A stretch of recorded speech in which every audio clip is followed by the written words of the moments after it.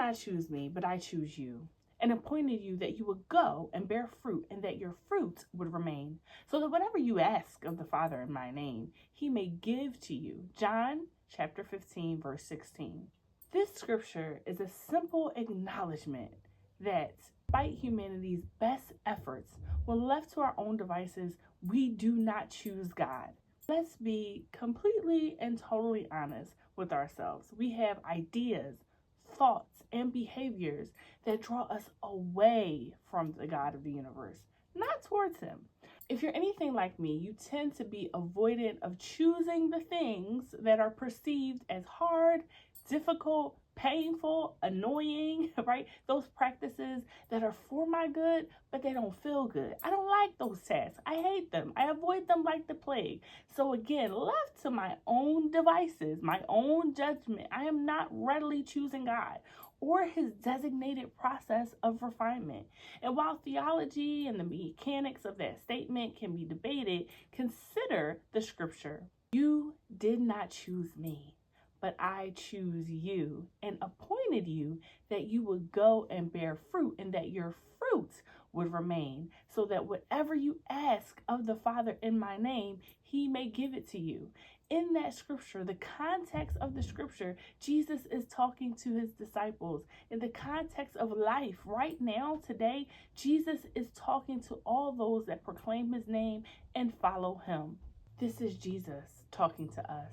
And in this way, we don't start the process of refinement. Rather, we join in the process by submitting to the will of God. I mean, truly, truly submitting, laying down our options, laying down our opinions, laying down our chance to do it our way. Remember that God's selection of us is completely, totally, utterly dependent on him, not us.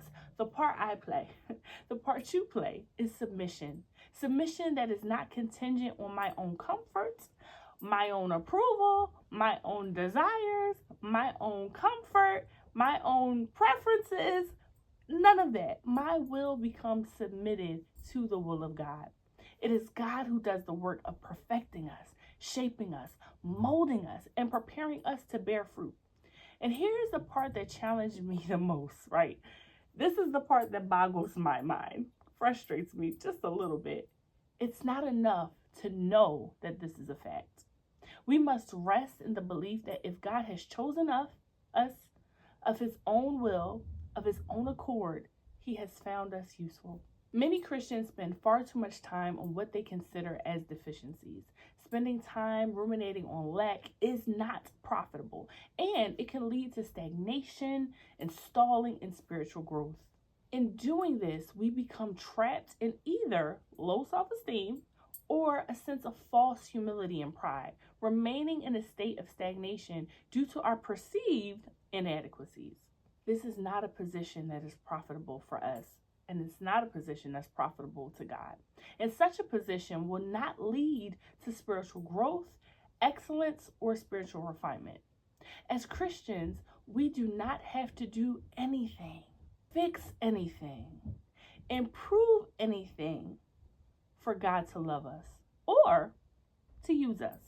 God has been aware of our faults, our flaws, our shortcomings from before the foundations of the world, and he chooses us with the knowledge. He chooses us with that knowledge. He already knows. He chooses us, and he chooses to use us, not because of who we are at first glance, but he sees us for who we can become in him. In fact, the things that we see as drawbacks, he can use as opportunities. Opportunities to heal, set free, and deliver. Opportunities to illustrate his glory. Opportunities to rest in the knowing that his grace is sufficient for you and the anxieties of humanity.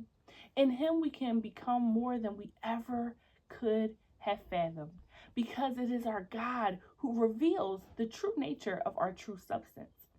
He has intentionally chosen us for whatever metal, whatever thing, whatever substance, whatever sparkle, whatever good thing that we contain. He put it in there. And it's God's job, not ours, to bring about its final purpose. My encouragement for myself and for you today is to rest in his capable, ever-loving hands. Rest knowing that God is able to do above and beyond what we can ask, think, or imagine. Rest knowing that his plans are better. He who began a good work in you is faithful to perform it to the day of completion. Lord, today and every day, let us rest in your choosing. Let us find a place to rest. Let us be willing to engage in the process of refinement and sanctification. Let us leave all of our own stuff at the altar. Let us trust in your ability to cause even barren trees to flower.